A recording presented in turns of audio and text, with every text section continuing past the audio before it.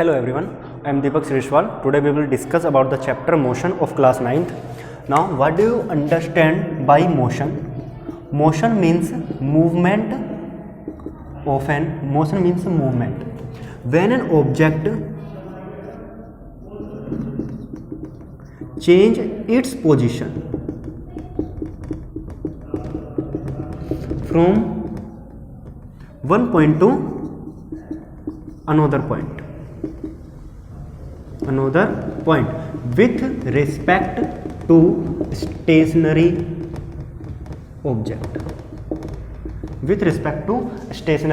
object. Now in motion, another concept is distance. What do you understand by distance? Distance, it is the actual path covered by an object from one point to another point. Another main concept of distance, it is a scalar quantity. What do you understand by scalar quantity? A type of quantity who depends only on magnitude, who has only magnitude. Not depend on direction. Suppose this is the A point. Now an object travels to B point. Now what will be the distance? The distance, what is distance? Actual path covered by an object. So this is the path which is covered by an object to reach point B. Suppose this is x, y, z and a. So distance x plus y plus z plus a. It does not depend on direction. What is direction? It depends only on magnitude which an object travel from one point to another point. Now SI unit is meter. What is SI?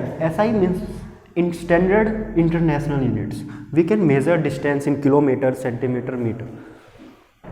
ठीक है ना? We can measure distance in meter, centimeter and kilometer, but we have to take only SI units, which is standard international unit, which is meter.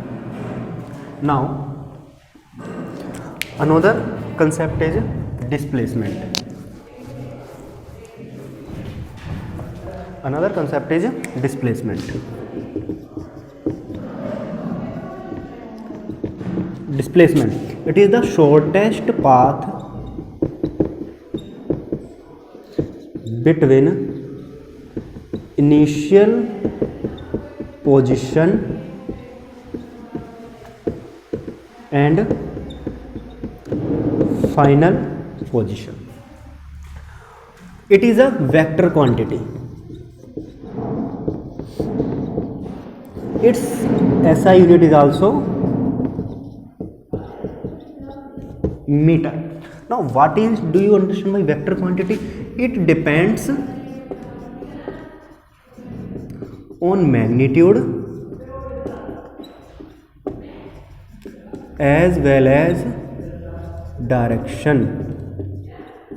It depends on magnitude as well as direction. How it's? Now take some example. Now suppose this is A point.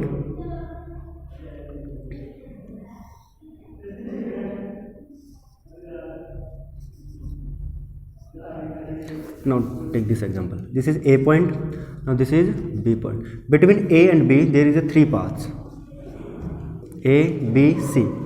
Now what is the shortest path between A and B? Initial position and final position? B. B is the shortest path. So this is a displacement. What is B? B, it is a displacement. Now a shortest path will be in a particular direction. If we go in this direction, then we can travel in a shortest path. So that's why displacement, it is a vector quantity. It depends on magnitude as well as direction. Now got it? Now take now solve some numericals so that we get a good concepts of distance and displacement. So this is a circle, this is A point and this is B point. A object travels from A to B. Now what is distance? We know this is a circle and this is a semicircle. This is a semicircle. This is the perimeter of semicircle. Now 2 pi r upon 2. Distance is pi r, because we know that what is distance? It is the actual path covered by an object from one position to another position. Now displacement. What is displacement? Displacement, initial position and final position. Between initial position and final position, what is the shortest path? So between initial position and final position, joining them by a straight line. So this is a shortest path. Now what is r plus r is equal to 2r. Got it? Now take another example. This is A. 3, 4. Object travels to B, then to C. What is the distance? Distance, it is the actual path covered by an object.